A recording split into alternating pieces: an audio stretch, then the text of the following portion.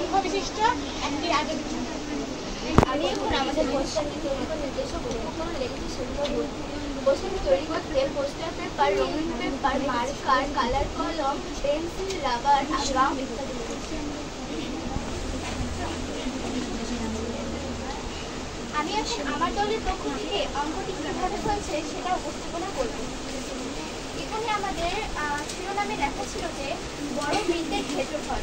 এখানে এই সম্পূর্ণ বৃত্তটা 15 আর এখানে আমরা জানি সবাই যে বৃত্তের ক্ষেত্রফল ইকুয়াল পাই আর স্কয়ার বর্গের। আমার নাম মোহাম্মদ ফারহানা মিমি। আমি কাঠগোলাপ দলের একজন সদস্য। আমি আজকে শিউলি দলের উপস্থাপনের ফিডব্যাক দিচ্ছি। তাদের উপস্থাপনটি খুবই সুন্দর ছিল। তারা খুবই সুন্দরভাবে উপস্থাপন করেছে। তারা সঠিকভাবে বলছে যে কী করে তারা এটা কাজটা করছে, সঠিকভাবে বর্ণনাটা দিয়েছে।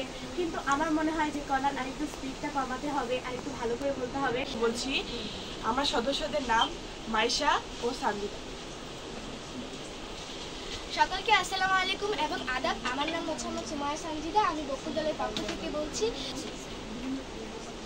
প্রথমে আমরা এখানে জানি যে 15 সেন্টিমিটার ব্যাসার্ধ বিশিষ্ট আমরা একটি বৃত্ত অঙ্কন করেছি এবং এর ভিতরে অবস্থান করছে 2.5 সেন্টিমিটার ব্যাসার্ধ বিশিষ্ট দুই বৃত্ত।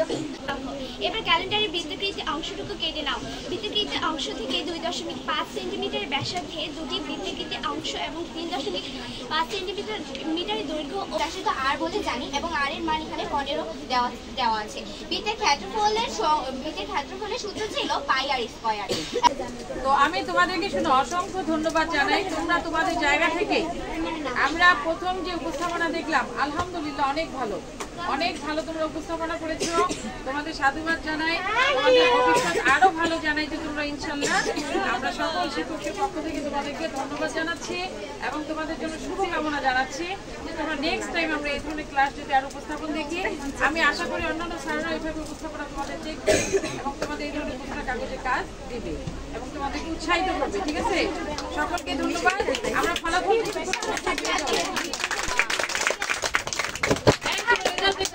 আমরা যতই মারামারি করি দল কিন্তু একটাই বিজয়। তো সকলে সার্বিক দিক বিবেচনা করে তোমাদেরকে প্রথম ঘোষণা করা হলো তৃতীয় যে দলটা আসছিল কাঠগোলাপ।